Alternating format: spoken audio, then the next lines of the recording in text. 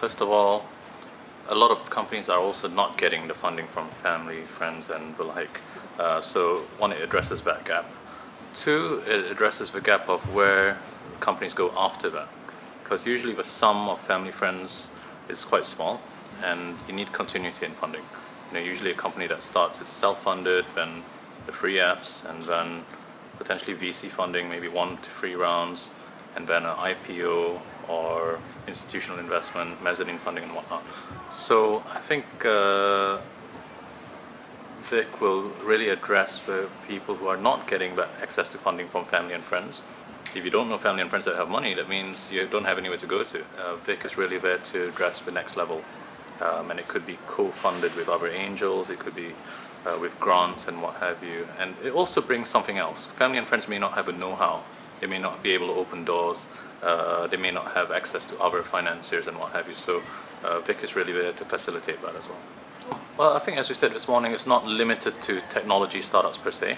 But I think if you're talking about technology specifically, it's really about what the investees are coming to us with.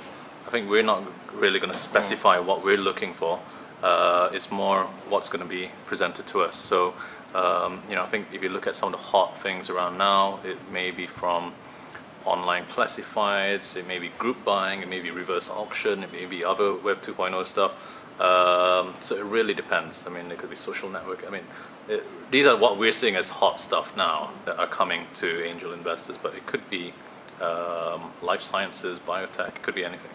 Bank account tells them so, and they don't have any more money left to pay salaries. That's when they have to think, we need money. One for that sort of livelihood, but two, for expansion. I mean, most companies are there to grow, and you have a very short timeline to grow, because the biggest thing against entrepreneurs is not just cash, but time.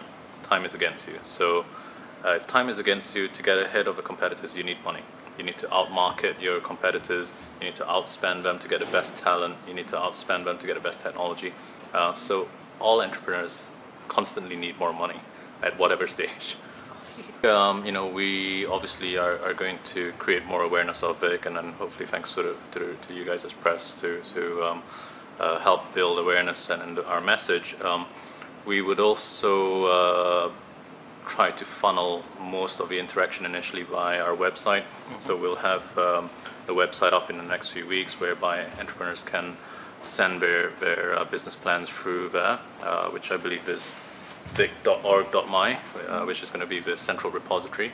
And then our manager, our executive director, will sift through that and disseminate it amongst the members. So that's going to be, I guess, the first point of call. Yes. We want to use, being technology centric as well. We want to try and use the website as much as possible to interact with the companies at the first stage.